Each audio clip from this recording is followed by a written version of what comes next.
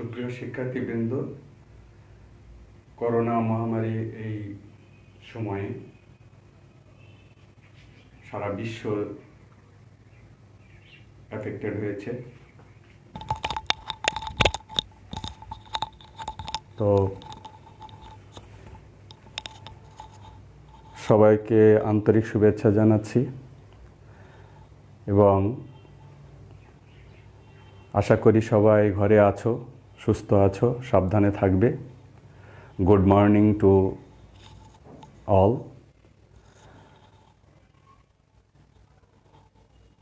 শিক্ষা মন্ত্রণালয় এবং মাওসি নির্দেশনাক্রমে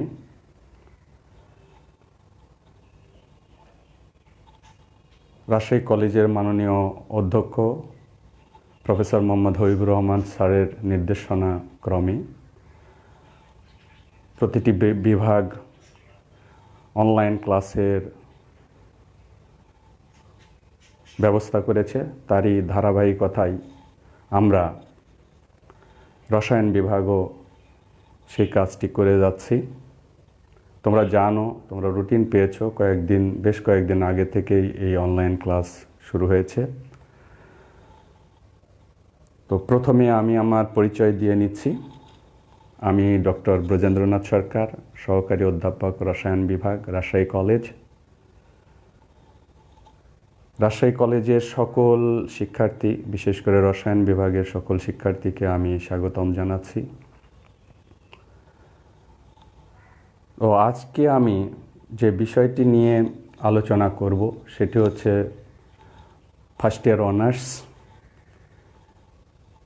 ফান্ডামেন্টাল অফ ইনঅর্গানিক কেমিস্ট্রির একটা চ্যাপ্টার, সেটা হচ্ছে টাইপস অফ কেমিক্যাল রিয়াকশনস। তো সুপ্রিয় শিক্ষার্থী বন্ধুরা, আশা করি তোমরা সবাই ভালোই আছো।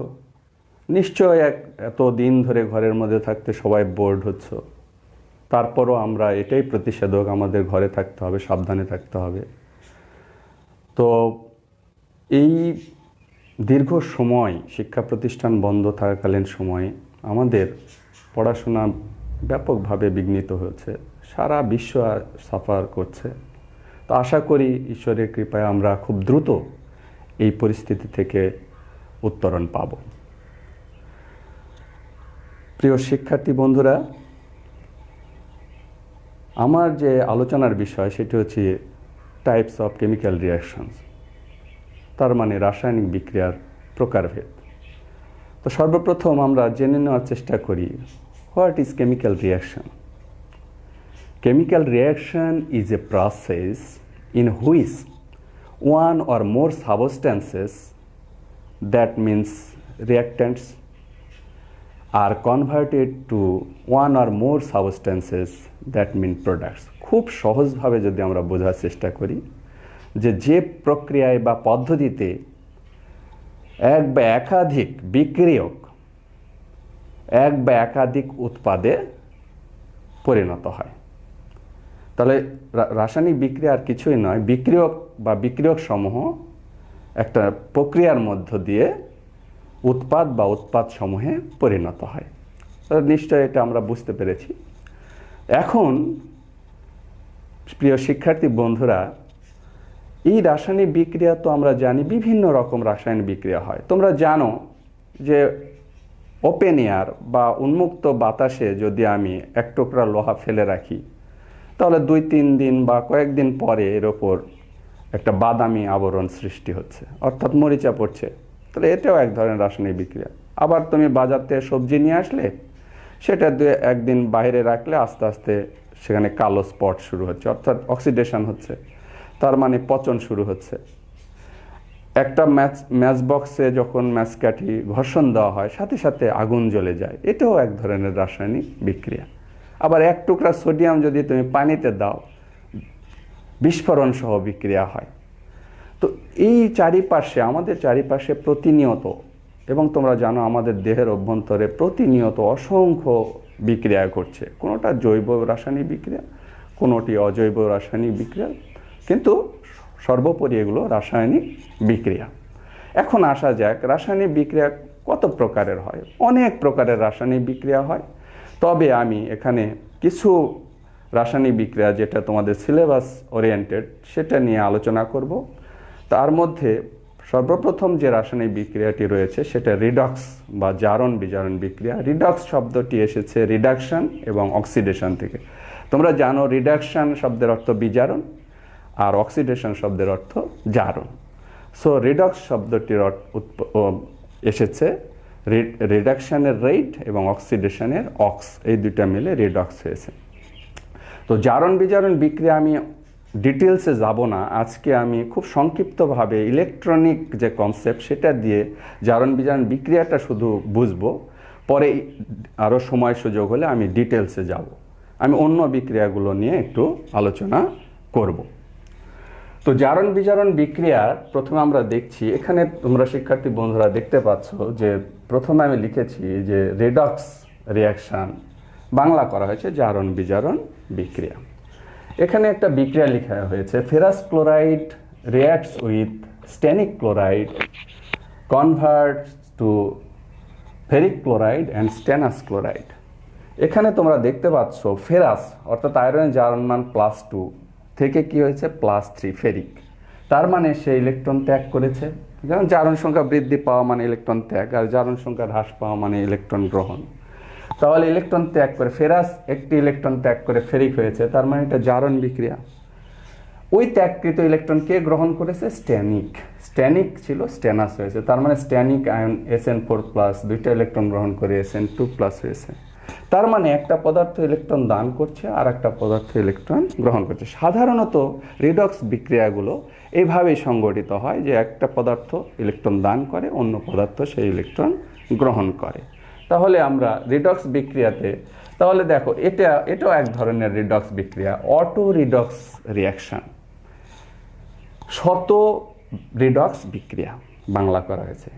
এখানে আমরা দেখতে পেলাম একটি ইলেকট্রন দান করলো আর একটি ইলেকট্রন গ্রহণ করলো, কিন্তু এখানে আমরা কি দেখছি? একই পদার্থের অণুতে অবস্থিত দুটা ভিন্ন মৌল যাদের জারণ মান অবশ্যই আলাদা, সেই দুইটা মৌল একই পদার্থের অণুতে অবস্থিত দুইটা মৌল একটা জারিত হয়েছে আর একটা বিজারিত হয়েছে, অর্থাৎ একটা ইলেকট্রন দান করেছে আর একটা ইলেকট্রন গ্রহণ করেছে, কিন্তু সেটা একই অণুর মধ্যে অবস্থিত। এই ধরনের বিক্রিয়াকে বলি আমরা অটো রিডক্স রিয়াকশন। যেমন এখানে তোমরা দেখতে পাচ্ছ পটাশিয়াম ক্লোরেট KClO3, এখানে ক্লোরিনের জারণ মান কত? 3 × 6 থেকে 1 বার +5, আর অক্সিজেনের জারণ মান কত? -2। এখান থেকে কি হয়েছে? পটাশিয়াম ক্লোরাইড, তোমরা জানো পটাশিয়াম ক্লোরাইডকে হিট করলে পটাশিয়াম ক্লোরাইড প্লাস অক্সিজেন, তাহলে পটাশিয়াম ক্লোরাইডে ক্লোরিনের জারণ মান -1, তাহলে +5 থেকে -1 হলো, আর অক্সিজেনের এখানে জারণ মান 0, তাহলে O2 - থেকে 0 হলো। তাহলে এখানে অতিরিক্ত ইলেকট্রন ছিল, সে দান করেছে, তাহলে দুইটা ইলেকট্রন দান করলে জারণ, আর এখানে +5 থেকে -1 হয়েছে, তার মানে সে ইলেকট্রন গ্রহণ করেছে, 6টা ইলেকট্রন গ্রহণ করে সে বিজারিত হয়েছে। তার মানে একই অণুতে জারণ এবং বিজারণ ঘটেছে দুইটা ভিন্ন মৌলের। এই ধরনের বিক্রিয়াকে বলছি আমরা জারণ, শত জারণ বিজারণ বিক্রিয়া, বা ইংরেজিতে বলি auto redox reaction.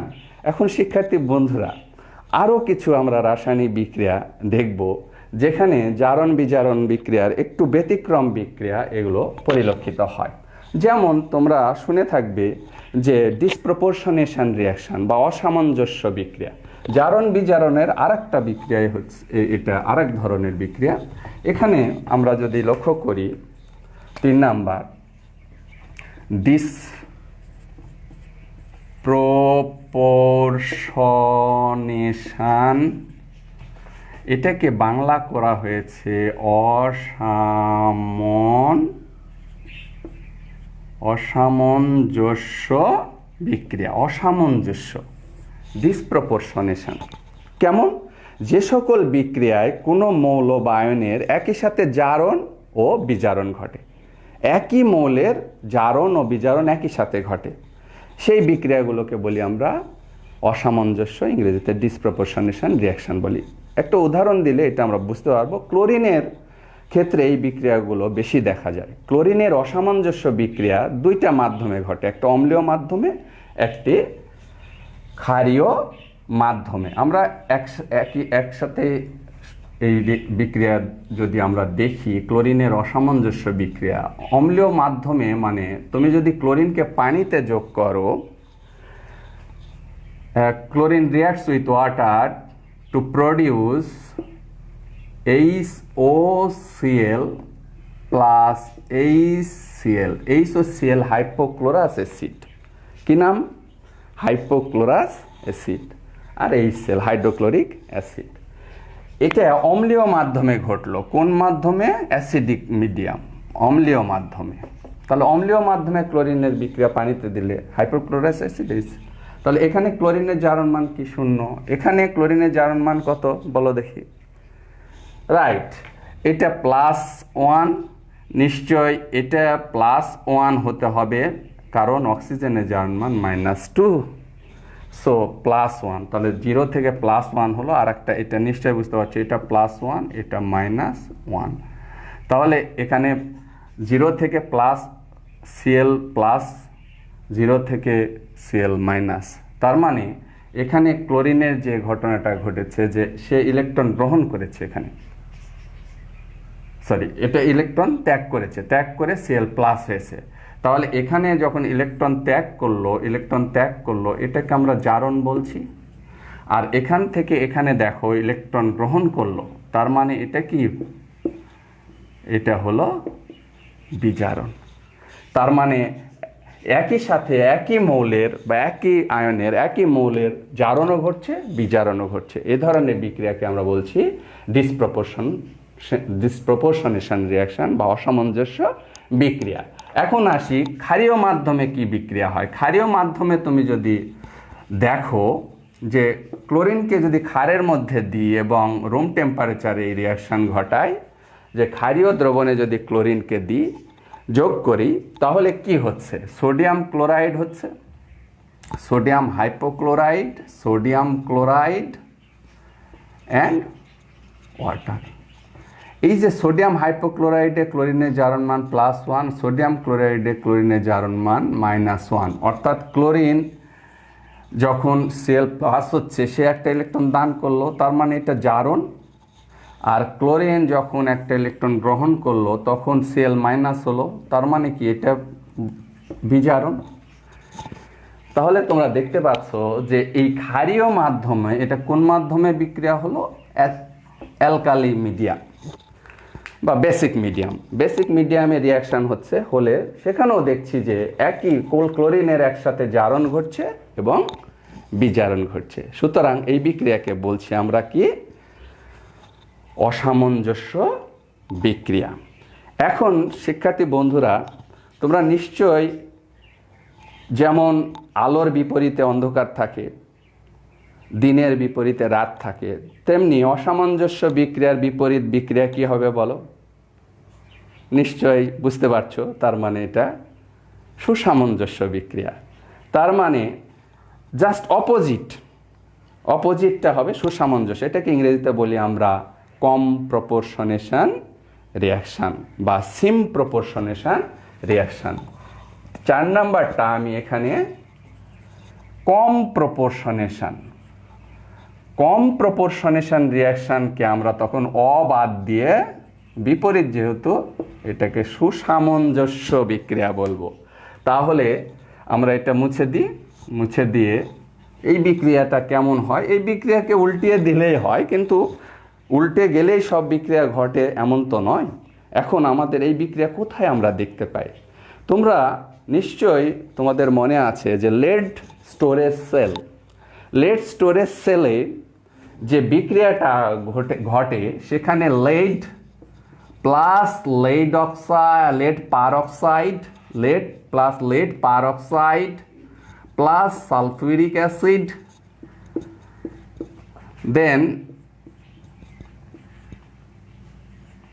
converted to lead sulfate plus water। তোমরা এখানে দেখতে পাচ্ছ যে বিক্রিয়কের মধ্যে একই মৌলের দুইটা ভিন্ন জারণ অবস্থা আছে। তাহলে যে বিক্রিয়ায় একই মৌলের দুইটা ভিন্ন জারণ অবস্থা থেকে একটা একই জারণ অবস্থায় পরিণত হয়। যেমন দেখো এখানে লেড জারণ অবস্থা শূন্য শূন্য, কারণ মুক্ত অবস্থায় যে কোনো মৌলে জারণ অবস্থা, মৌল বা অণুর জারণ অবস্থা শূন্য। এখানে লেডের জারণ অবস্থা কত 2 × 4 +4। এখানে লেডে সালফেট -2, তাহলে এটা নিশ্চয়ই +2। তাহলে দেখো লেড 0 থেকে +2 হয়েছে, তার মানে 2টা ইলেকট্রন সে ত্যাগ করেছে, দ্যাট মিন্স এটা জারণ। ইলেকট্রন ত্যাগ হলে জারণ বিক্রিয়া বলি, আর ইলেকট্রন গ্রহণ হলে বিজারণ বিক্রিয়া বলি। সুতরাং এটা লেড কি হয়েছে, লেড 2টা ইলেকট্রন ত্যাগ করে লেড আয়ন হয়েছে, 2+ হয়েছে। ওই 2টা ইলেকট্রন কে গ্রহণ করেছে, গ্রহণ করেছে এই যে লেড 4+, আবার কিসে পরিণত হয়েছে, লেড 2+। তার মানে সে 2টা ইলেকট্রন গ্রহণ করেছে করে লেড 2+ হয়েছে। এই বিক্রিয়াকে আমরা বলছি কি বিক্রিয়া, বিজারণ বিক্রিয়া। অর্থাৎ দুইটা একই মৌল 2টা ভিন্ন জারণ অবস্থা থেকে একই জারণ অবস্থা প্রাপ্ত হলে এই ধরনের বিক্রিয়াকে সুসামঞ্জস্য বিক্রিয়া, আর ইংরেজিতে এটাকে আমরা কম্প্রপোর্শনেশন বা সিমপ্রপোর্শনেশন রিয়াকশন বলে থাকি। তো শিক্ষার্থী বন্ধুরা, এই প্রাথমিক যে কয়টি বিক্রিয়া আমি আলোচনা করলাম সেটা রিডক্স বিক্রিয়ারই ধারাবাহিকতা, রিডক্স বিক্রিয়ার অংশ। তাহলে রিডক্স বিক্রিয়া, তারপর অসামঞ্জস্য রিডক্স বিক্রিয়া, অটো রিডক্স বিক্রিয়া, আর একটা হচ্ছে সুসামঞ্জস্য রিডক্স বিক্রিয়া, বা এটাকে বলছি আমরা কম্প্রপোর্শনেশন রিয়াকশন। এখন শিক্ষার্থী বন্ধুরা, আমরা এরপরে আর একটি বিক্রিয়ায় চলে যাব। তার আগে তোমাদের এখানে আমি একটা কোশ্চিন লিখে রাখি, প্রশ্ন, রিডক্স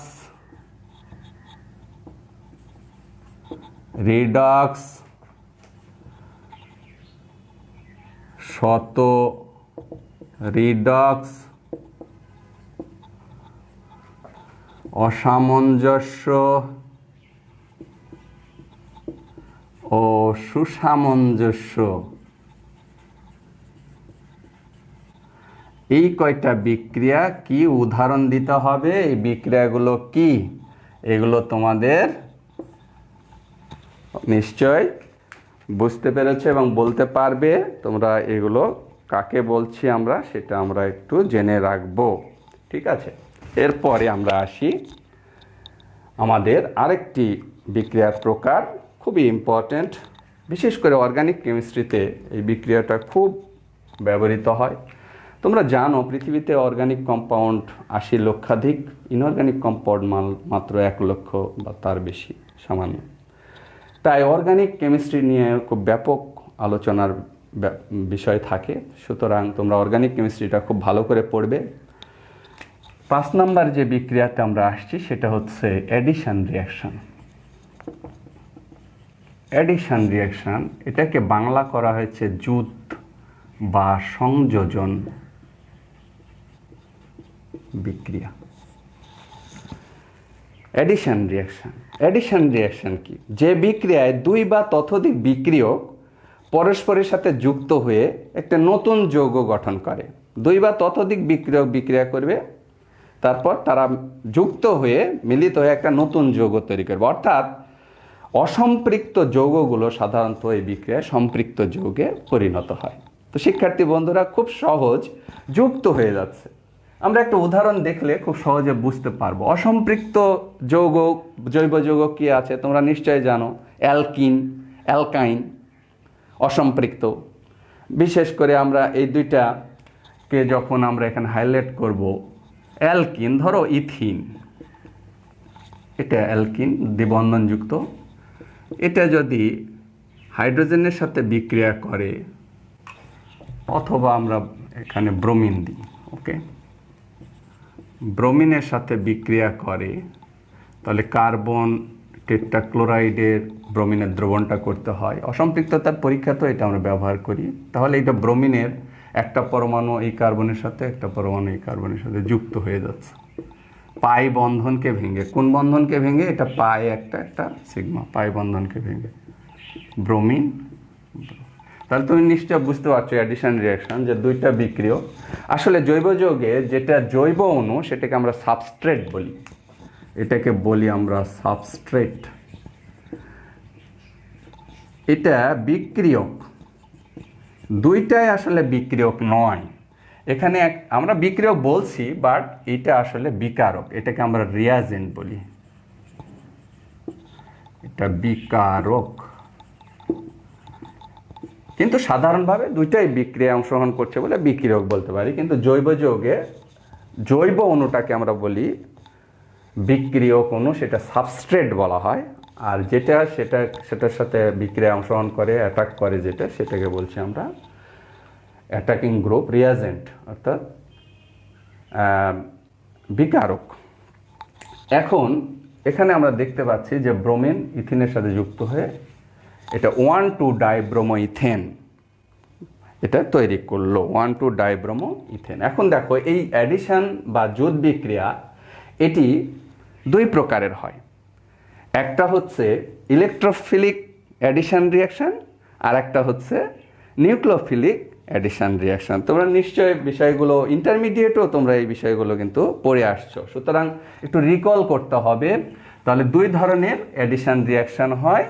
কি কি বললাম? অ্যাডিশন রিয়াকশন টু টাইপস, একটা হচ্ছে ইলেকট্রোফিলিক, ইলেকট্রন আকর্ষী, ইলেকট্রন আকর্ষী জোট বিক্রিয়া, আর একটাকে বলছি আমরা কেন্দ্র আকর্ষী, নিউক্লিওফিলিক অ্যাডিশন রিয়াকশন। কেন্দ্র আকর্ষী জোট বিক্রিয়া, এটা হচ্ছে ইলেকট্রোফিলিক অ্যাডিশন রিয়াকশন, এটাকে বলছি আমরা নিউক্লিওফিলিক। ইংরেজি টার্মটা তোমাদের জানতে হবে, electrophilic and nucleophilic addition reaction. এখন ইলেকট্রোফিলিক অ্যাডিশন রিয়াকশন, ওই যে অ্যালকিন আমরা বললাম, অ্যালকিন, অ্যালকাইন, এগুলো ইলেকট্রোফিলিক অ্যাডিশন রিয়াকশন দেয়। আমরা কৌশল দেখব একটু পরে। আর তোমার যেটা কার্বনিল কম্পাউন্ড, এটা মেজর একটা পার্ট নিয়ে এটা নিউক্লিওফিলিক অ্যাডিশন রিয়াকশন দেয়। এখন আমাদের একটু জেনে নিতে হবে কোনগুলোকে আমরা ইলেকট্রন আকর্ষী বিকারক বলছি আর কোনগুলোকে আমরা কেন্দ্র আকর্ষী বিকারক বলছি। আমরা খুব সংক্ষেপে একটু বুঝে নেব।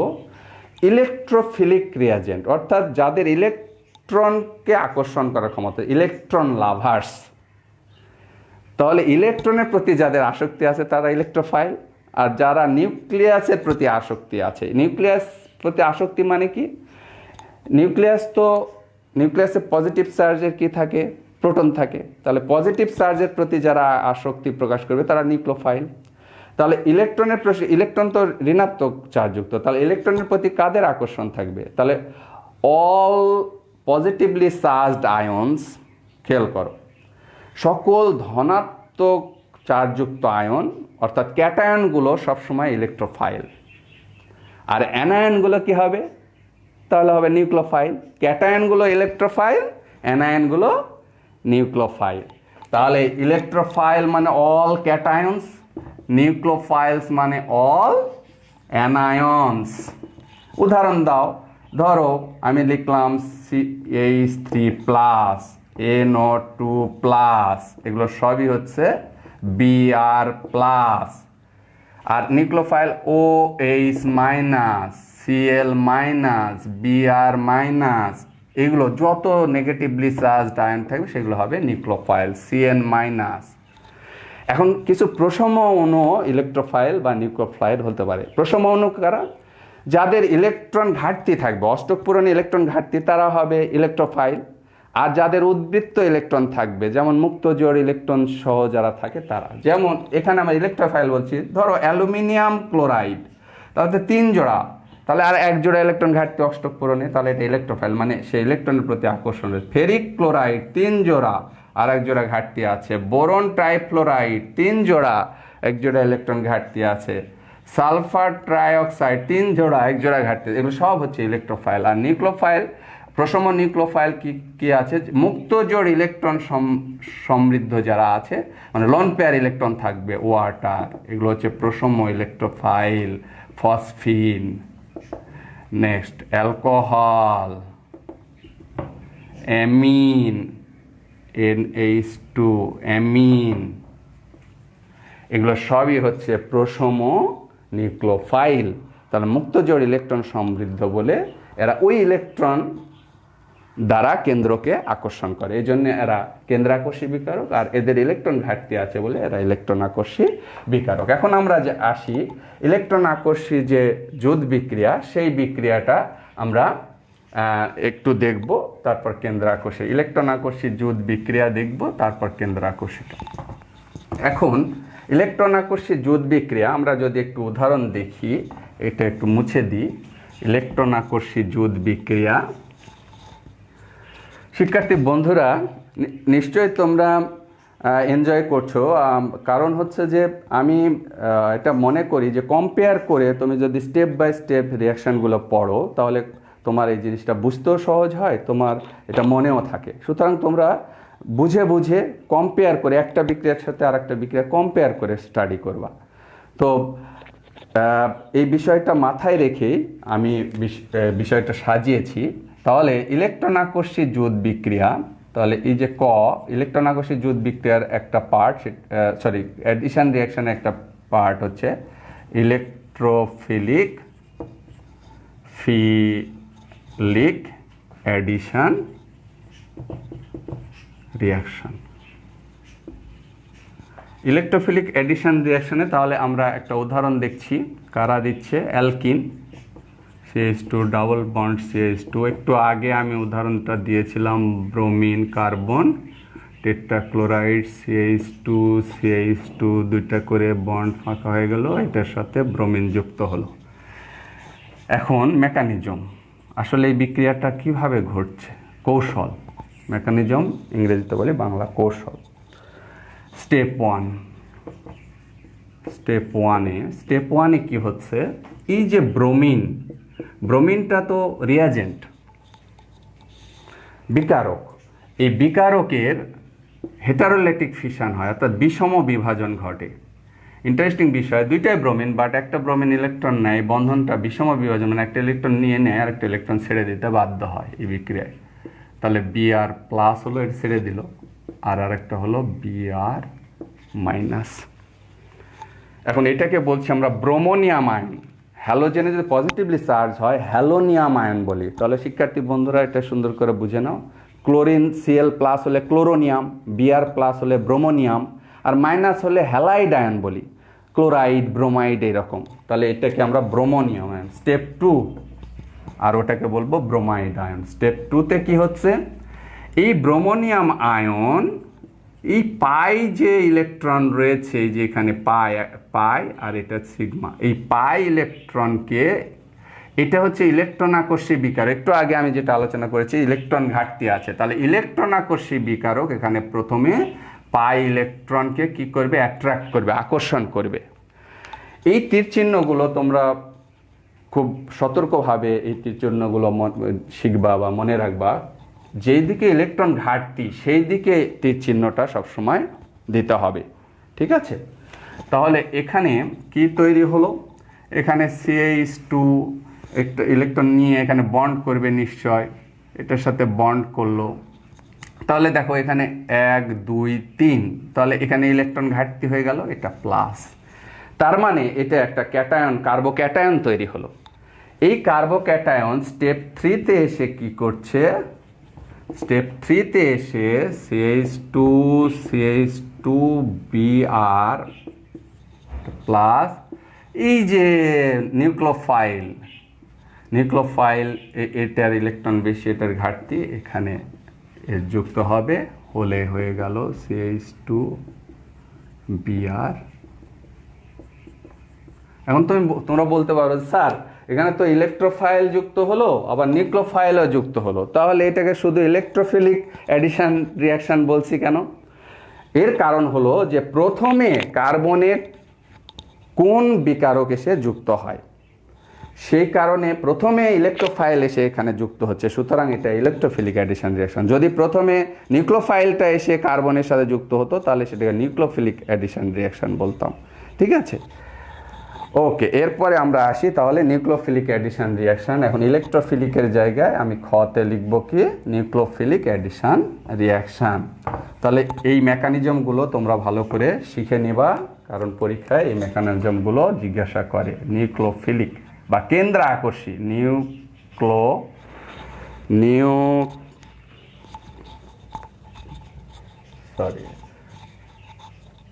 Nucleophilic addition reaction. এখন আমি বললাম একটু আগে তোমাদের যে এটা দুইটা ভাবে প্রভাবিত হয়, একটা অ্যাসিডিক আর একটা বেসিক। আমি দুইটাই দেখাচ্ছি। অ্যাসিডিক কিভাবে দেখো, সি ডাবল বন্ড ও, এখানে এই যে এটা কার্বনিল গ্রুপ, কার্বন অক্সিজেনের তড়িৎ ঋণাত্মকতার পার্থক্য আছে, অক্সিজেন অধিক তড়িৎ ঋণাত্মক, তার পাই ইলেকট্রনটা অক্সিজেন নিজের দিকে আকর্ষণ করে। তাহলে এই দিকে ঝুঁকে গেলে এটা পজিটিভলি চার্জড, এটা নেগেটিভলি চার্জড হয়। এখানে প্রথমে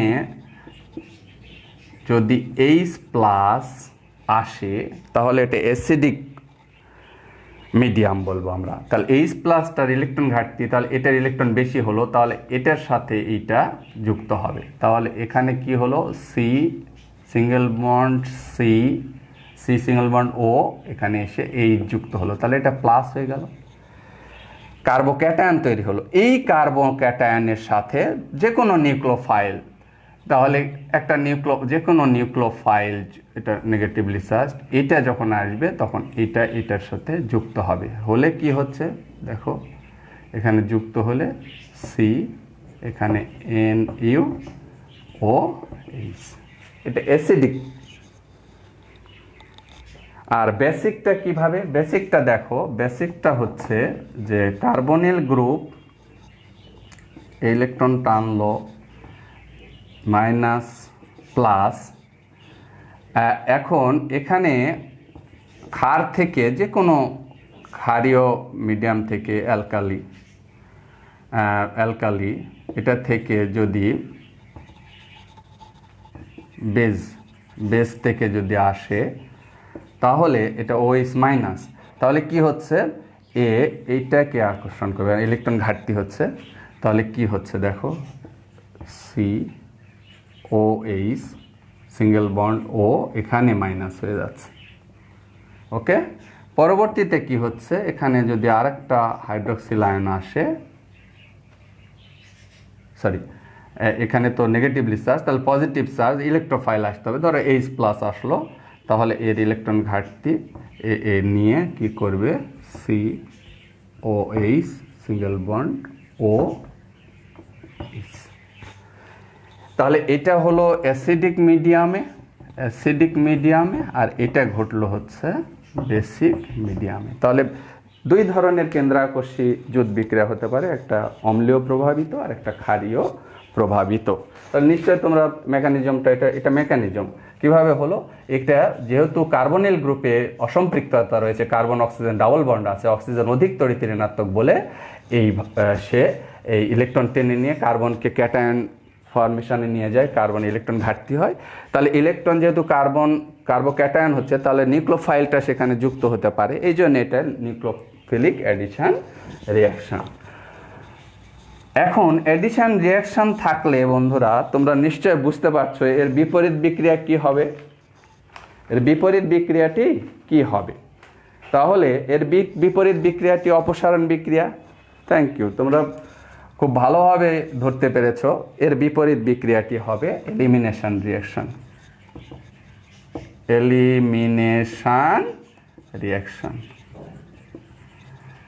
এটাকে বলছি আমরা অপসারণ, বাংলা করা হয়েছে অপসারণ বিক্রিয়া।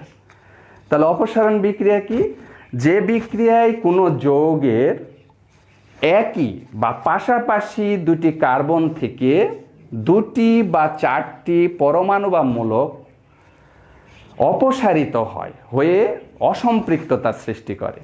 তাহলে আগে কি ছিল, অ্যাডিশনে অসম্পৃক্তটা সম্পৃক্ত হচ্ছে, আর এখানে সম্পৃক্ত কি হয়ে যাচ্ছে, অসম্পৃক্ত হচ্ছে। সো এটা অবশ্যই reverse reaction of addition reaction. তাহলে এটা কয় প্রকারে, অপসারণটা কয় ভাবে হতে পারে, কয় প্রকারের হতে পারে? এটা দুই প্রকারের হতে পারে। একটাকে বলি আমরা আলফা অপসারণ বিক্রিয়া, আলফা এলিমিনেশন রিয়াকশন, আর একটাকে বলি আমরা বিটা এলিমিনেশন রিয়াকশন। এখন আলফা এবং বিটা কি? আলফা হচ্ছে এটা হচ্ছে আলফা কার্বন। ইউপ্যাক সিস্টেম আন্তর্জাতিকভাবে আবিষ্কৃত হওয়ার আগে তোমার কার্বনের নাম্বারিং করা হতো আলফা, বিটা, গামা এরকম। এটা আমি খুব সংক্ষেপে বলে রাখি, কার্যকরী মূলক এর সাথে যে কার্বন যুক্ত থাকে সেই কার্বনটি আলফা কার্বন। আমি একটা উদাহরণ দিই, ধরো CH3 CH, এখানে আছে ধরো CHO, এখানে CH2, এখানে CH3। তাহলে এটার কার্যকরী মূলক কি? অ্যালডিহাইড মূলক। এটার কার্যকরী মূলক কিন্তু কার্বন আছে, এই কার্বন কিন্তু আলফা কার্বন না। কার্যকরী মূলকে যদি কার্বন থাকে ওটা কিন্তু আলফা কার্বন না। ওই কার্বনটা কার সাথে যুক্ত আছে, কোন কার্বনের সাথে যুক্ত আছে, সেই কার্বনটাই হচ্ছে প্রথমটা হচ্ছে আলফা কার্বন। এখানে যদি ক্লোরিন থাকে, ক্লোরিন যে কার্বনের সাথে আছে সেটা হবে আলফা কার্বন। কিন্তু কার্যকরী মূলকে কার্বন থাকলে ওটা আলফা কার্বন না, ওটা কার্যকরী মূলক যুক্ত কার্বন। তাহলে আলফা কার্বন, এটা বিটা। ঠিক একইভাবে এই পাশে গেলে এটাও বিটা, এটা বিটার পরে গামা, ডেল্টা, এইভাবে করে তখন নাম্বারিং করা হতো। কঠিন ছিল, এখন তো 1 2 করে আমরা করি, খুব সহজ করা হয়েছে IUPACতে। তাহলে আলফা কার্বন নিশ্চয়ই বুঝতে পারছো। তাহলে আলফা এলিমিনেশন মানে হচ্ছে একই কার্বন থেকে যদি মূলক বা পরমাণু অপসারিত হয় সেটা আলফা অপসারণ, আর যদি পাশাপাশি দুইটা কার্বন থেকে মূলক পরমাণু অপসারিত হয় সেটা বিটা এলিমিনেশন রিয়াকশন। তাহলে আমরা উদাহরণ দেখলে জিনিসটা ভালোভাবে বুঝতে পারবো। উদাহরণটা আমরা দেখার চেষ্টা করি। এখন খেয়াল করো, আলফা এলিমিনেশন, আমি আলফাটার কথা আগে বলছি, আলফা অপসারণ। একসাথে আমি কৌশলটাও দেখব। দেখো, আর CH2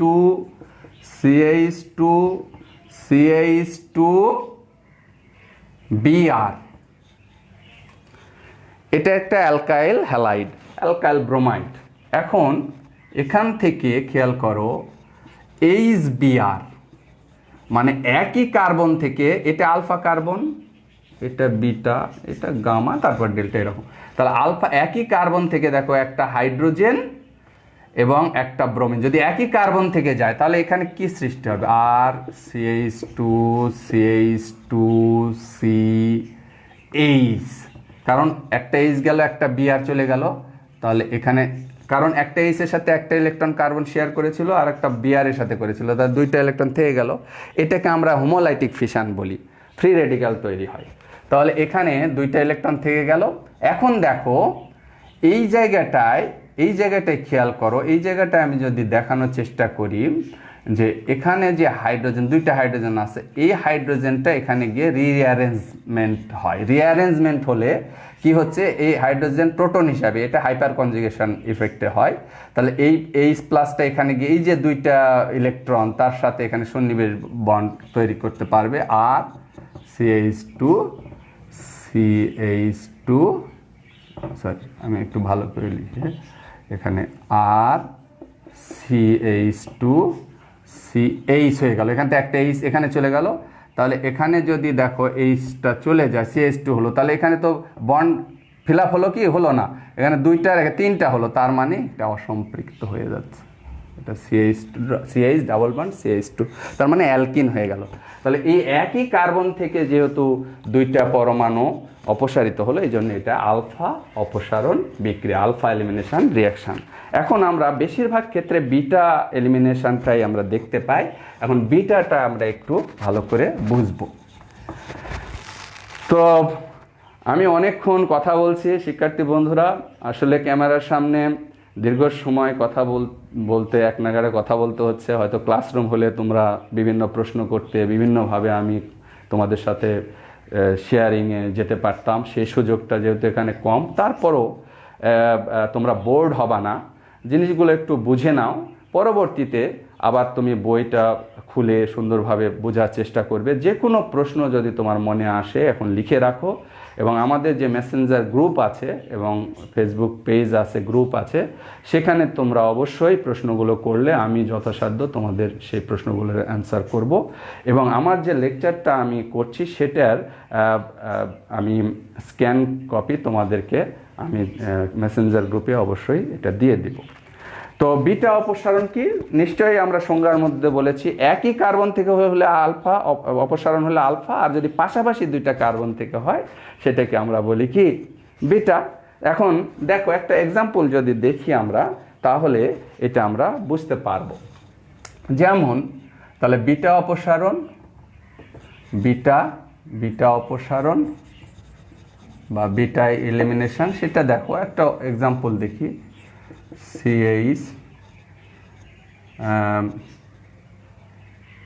সিঙ্গেল বন্ড CH3 এখানে, আচ্ছা সরাসরি একটা উদাহরণই দিই আমরা। CH3 এখানে Br, এটা আসলে ক্ষারীয় পটাশিয়াম হাইড্রোক্সাইড, অর্থাৎ অ্যালকাইলেটেড পটাশিয়াম হাইড্রোক্সাইড। তাহলে এই তোমার দ্রবণ যদি দাও, এটা অ্যালকাইলেটেড, যে একটু হিট করলে এখানে দেখো Br যায়, আর একটা এটা হচ্ছে আলফা, এটা বিটা, এটাও বিটা। তাহলে এখানে কি সৃষ্টি হচ্ছে দেখো। এখন এখান থেকে তো ব্রোমিন অপসারিত হবে এর কারণে, আর হাইড্রোজেনটা H+ হিসাবে কোথা থেকে অপসারিত হবে? দেখো দুইটা বিটা কার্বনে সমান সংখ্যক হাইড্রোজেন আছে, তাহলে এটা থেকেও হতে পারে, এটাতে কোনো সমস্যা নেই। এক্ষেত্রে কোনো নিয়ম প্রয়োগ করতে হবে না। আমি পরেরটা থেকে নিচ্ছি, এখান থেকে অপসারণ করছি। তাহলে কি হচ্ছে, এখান থেকে যদি অপসারণ করে খেয়াল করো, এখানে 2 দিলাম, এখান থেকে H দিলাম, তাহলে এই Hটা যে চলে যায়, তাহলে কি হচ্ছে CH সিঙ্গেল বন্ড CH2, তাহলে এটা বন্ড ফিল আপ হয়নি, তাহলে অসম্পৃক্ত হচ্ছে এই Br আর এই পটাশিয়াম, তাহলে কি হচ্ছে পটাশিয়াম ব্রোমাইড। আর এখান থেকে H+ যেটা গেল সেটা OH- এর সাথে কি হলো? ওয়াটার। এখানে আমি একটু বলে রাখি, যদি বিটা হাইড্রোজেনে ভিন্ন সংখ্যক বিটা কার্বনে যদি ভিন্ন সংখ্যক হাইড্রোজেন থাকে, তখন আসলে কিভাবে অপসারণটা হবে আমি খুব সংক্ষেপে এখানে বলবো। ধরো এরকম আছে, অ্যালকোহলীয় ক্ষার, কিন্তু জলীয় ক্ষার দিলে কিন্তু প্রতিস্থাপন বিক্রিয়া হবে, এটা কিন্তু মনে রাখবা। যদি এখানে জলীয় ক্ষার দাও, অ্যাকুয়াস ক্ষার দাও, তাহলে কিন্তু এটা প্রতিস্থাপন অ্যালকোহল হয়ে যাবে, কিন্তু তুমি অ্যালকোহলীয় ক্ষার দিলে এটা অপসারণ বিক্রিয়া, এলিমিনেশন। এখন দেখো এখান থেকে ব্রোমিন গেল, এটা আলফা, এটা বিটা, এটাও বিটা, আর এটা হচ্ছে গামা। আচ্ছা, এখন তোমরা দেখো এই যে দুইটা বিটা, এই বিটা কার্বন, এই বিটা কার্বন, দুইটা বিটা কার্বনে কিন্তু সমান সংখ্যক হাইড্রোজেন নাই, এখানে আছে 3টা, এখানে আছে 2টা। তাহলে কোনটা থেকে হাইড্রোজেন অপসারণ হবে? এখন সাইজেব বললেন, সাইজেব পরীক্ষা করে একটা সূত্র দিলেন যে একাধিক বিটা কার্বন যদি থাকে এবং ভিন্ন সংখ্যক যদি হাইড্রোজেন থাকে, তাহলে যেখানে হাইড্রোজেন কম সেখান থেকে হাইড্রোজেন অপসারণ হবে এবং সেটা মেজর প্রোডাক্ট, আর যেখানে বেশি আছে সেখান থেকে অপসারণ হবে সেটা মাইনর প্রোডাক্ট। যেটাতে কম আছে, অর্থাৎ তুমি যদি টাকমাথার কথা চিন্তা করো, টাকমাথাতে চুল যেটা যার মাথাতে উঠতে শুরু করে সেখান থেকে চুল বেশি উঠে, অর্থাৎ যেখানে হাইড্রোজেন কম আছে সেখান থেকে হাইড্রোজেন অপসারণ হবে, সেটা মেজর প্রোডাক্ট। মনে রাখা সহজ যে টাক পড়তে থাকলে চুল বেশি উঠে, অর্থাৎ কম যেখানে হাইড্রোজেন আছে সেখান থেকে হাইড্রোজেন বেশি আগে অপসারিত হবে, এটা হবে 80% বিউটিন 2, ওটাও হবে, এখান থেকেও হবে, সেটা হবে কি CH3 CH2 CH double bond CH2, মানে বিউটিন 1 হবে 20%। এটা কে বলেছে? সাইজেব।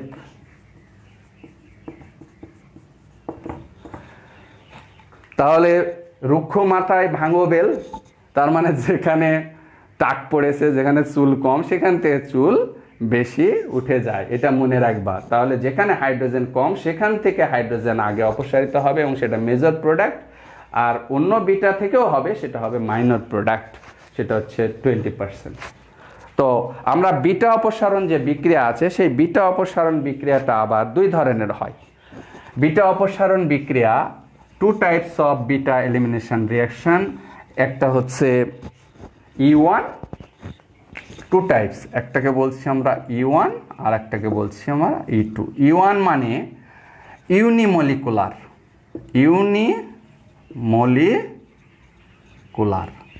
আর E2 মানে ইউনিমলিকুলার এলিমিনেশন রিঅ্যাকশন, আর E2 মানে হচ্ছে বাইমলিকুলার এলিমিনেশন রিঅ্যাকশন। ইউনিমলিকুলার এলিমিনেশন রিঅ্যাকশন কি? যে অপসারণ বিক্রিয়ায় ওই বিক্রিয়ার হার শুধুমাত্র একটি বিক্রিয়কের ঘনমাত্রার উপর নির্ভর করে, সেটাকে আমরা ইউনিমলিকুলার এলিমিনেশন রিঅ্যাকশন বলি। অর্থাৎ এখানে অ্যালকাইল হ্যালাইড আর আমরা দেখলাম অ্যালকোহলীয় ক্ষার, এই অ্যালকাইল হ্যালাইড এবং অ্যালকোহলীয় ক্ষারের মধ্যে শুধুমাত্র অ্যালকাইল হ্যালাইডের ঘনমাত্রার উপর এই বিক্রিয়ার হার নির্ভর করে। যেহেতু একটি মাত্র বিক্রিয়ক বা সাবস্ট্রেটের উপর বিক্রিয়ার হার নির্ভর করছে, এই জন্য এটাকে ইউনিমলিকুলার এলিমিনেশন রিঅ্যাকশন বলা হয়। এটা ফার্স্ট অর্ডার রিঅ্যাকশন, প্রথম ক্রমের বিক্রিয়া, বাট 2 ধাপে ঘটে। তাহলে এক আণবিক অপসারণ বিক্রিয়া কয় ধাপে ঘটে? 2 ধাপে, কিন্তু এটা প্রথম ক্রমের বিক্রিয়া। যখন ক্ষারকের ঘনমাত্রা, যে ক্ষারকটা ব্যবহার করছি সেটার ঘনমাত্রা যদি কম হয় তখন এই বিক্রিয়া ঘটে। এবং 3 degree alkyl halide, 3 degree alkyl হ্যালাইডের ক্ষেত্রে এই বিক্রিয়াটা খুব সহজে ঘটে, দেন 2 ডিগ্রি, দেন 1 ডিগ্রি, এইভাবে। আর ঠিক উল্টা, যে E2 মানে যে বিক্রিয়ার হার, যে অপসারণ বিক্রিয়ার হার সাবস্ট্রেট মানে অ্যালকাইল হ্যালাইড এবং বিকারক উভয়ের ঘনমাত্রার উপরই নির্ভর করে, এটাকে দ্বিআণবিক অপসারণ বিক্রিয়া বলা হয়। এটা দ্বিতীয় ক্রমের বিক্রিয়া, বাট 1 ধাপে ঘটে। তাহলে এটা হচ্ছে E1টা হচ্ছে প্রথম ক্রমের বিক্রিয়া, আর এটা হচ্ছে দ্বিতীয় ক্রমের বিক্রিয়া। এটা হচ্ছে 2 ধাপে ঘটে প্রথমটা, আর এটা 1 ধাপে ঘটে। এইটুকু অন্তত মাথায় রাখো। আর এটা হচ্ছে 1 ডিগ্রি অ্যালকাইল হ্যালাইড সবচেয়ে ভালো দেয়, তারপর 2 ডিগ্রি, তারপর 3 ডিগ্রি, আর এই 2 ডিগ্রির পর 1 ডিগ্রি। তাহলে এই আমরা প্রথমে আসি E1। তাহলে E1 বিক্রিয়াটা আমরা প্রথমে দেখব, E1 এলিমিনেশন, অর্থাৎ একাণবিক অপসারণ বিক্রিয়া। একটা উদাহরণ দেখলে তোমার এটা বুঝতে সহজ হবে। দেখো CH3Cl প্লাস KOH অ্যালকোহলীয়। তাহলে এখানে আমি একবারে প্রোডাক্টটা লিখছি, তারপর রিঅ্যাকশন মেকানিজমটা আমরা পরে দেখছি।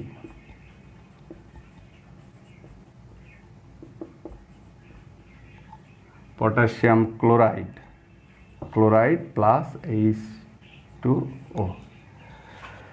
এখন দেখো এটা কিন্তু অ্যালকিন হয়েছে। এটার নাম কি?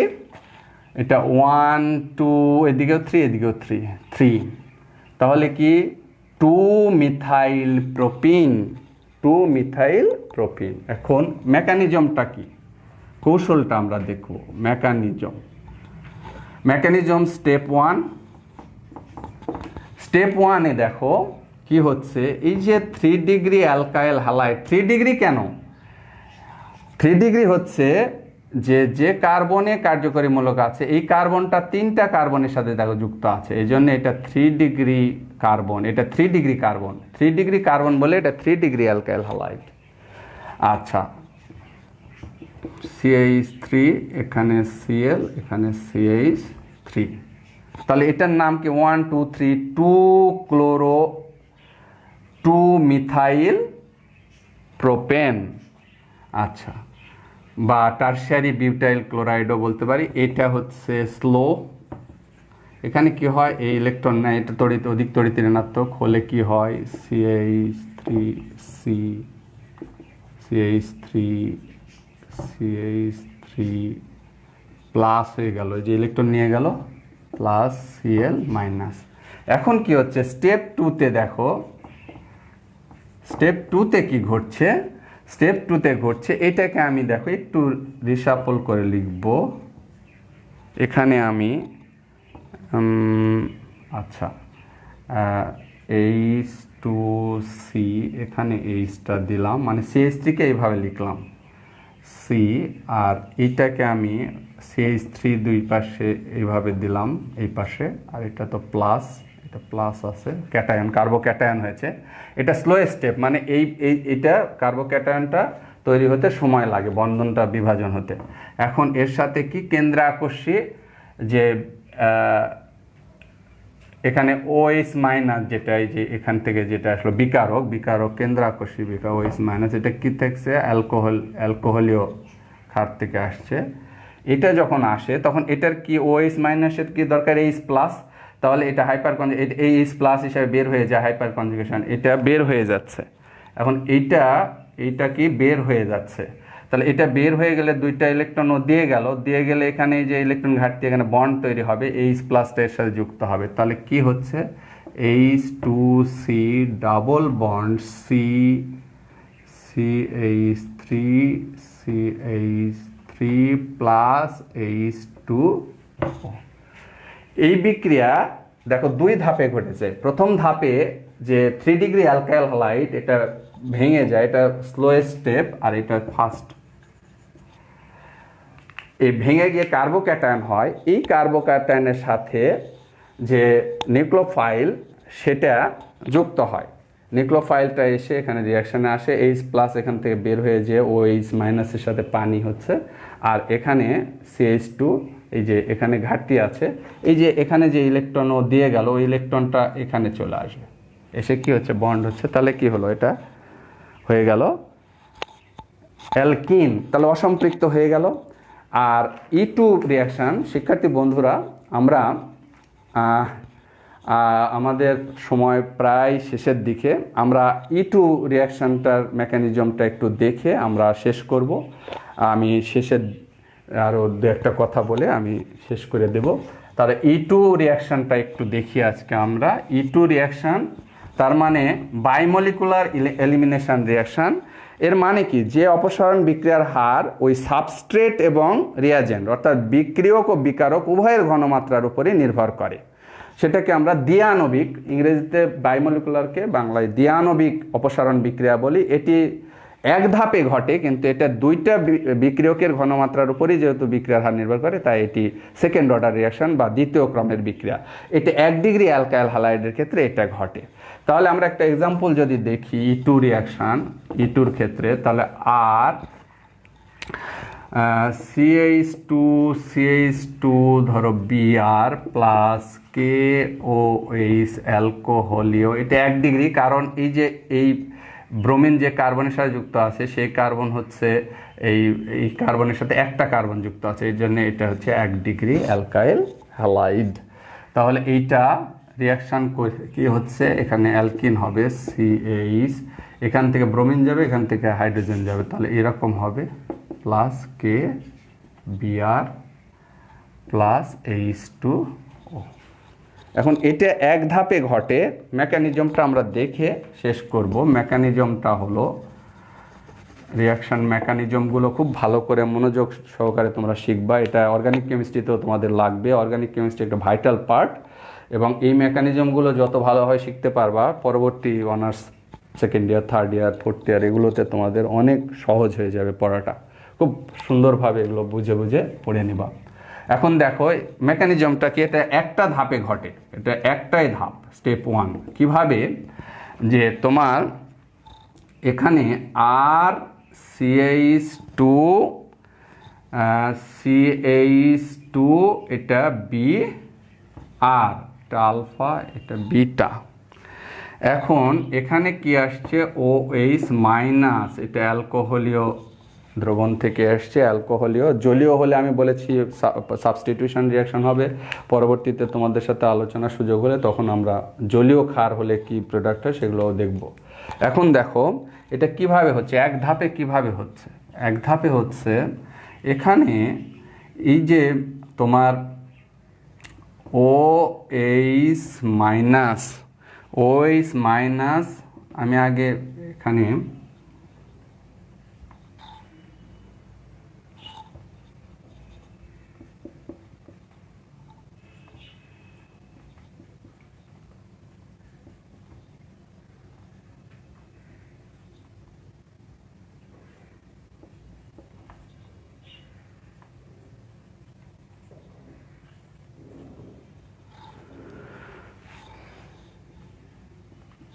এখন দেখো OH মাইনাস এটাকে অ্যাটাক করবে, অ্যাটাক করে এখান থেকে এইচ প্লাস নিয়ে ওয়াটার হবে, এইচ প্লাসটা এখান থেকে নিবে আর বিআর মাইনাসটা এদিক দিয়ে বের হবে।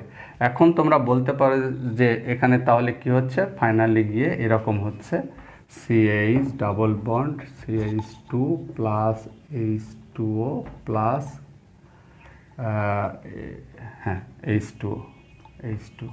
তাহলে তোমার বলতে পারো স্যার এখানেও তো দুইটা ধাপ হচ্ছে, এই যে এটা এক ধাপ, তারপরে এটাকে আমরা বলি এটা আসলে ধাপ না, এটা হাইপোথেটিক্যাল একটা ধারণা, এটা ট্রানজিশন স্টেট,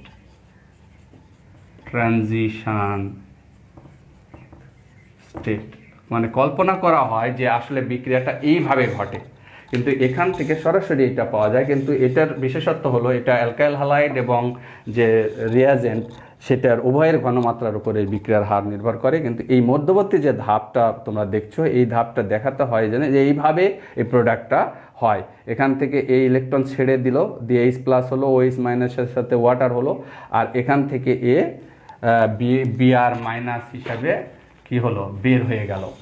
আর এখানে তাহলে এই যেহেতু দুইটা এখান থেকে এইচ আর এখান থেকে বিআর বের হয়ে গেল, তাহলে এটা অপসারণ হলো বলে এটা অসম্পৃক্ততার সৃষ্টি হলো, এটা অ্যালকিন তৈরি হলো। তো সুপ্রিয় শিক্ষার্থী বন্ধুরা, আশা করি আজকে যতটুকু আলোচনা হয়েছে সেই আলোচনা তোমরা নিশ্চয়ই অংশগ্রহণ করেছো এবং খুব ভালোভাবে বিষয়গুলো বুঝতে পেরেছো। আমি কি বিষয়ে আলোচনা করেছি সেটা খুব সংক্ষিপ্তভাবে আমি বলে দিচ্ছি, যে আমি রাসায়নিক বিক্রিয়া কি সেটা আমি বলার চেষ্টা করেছি।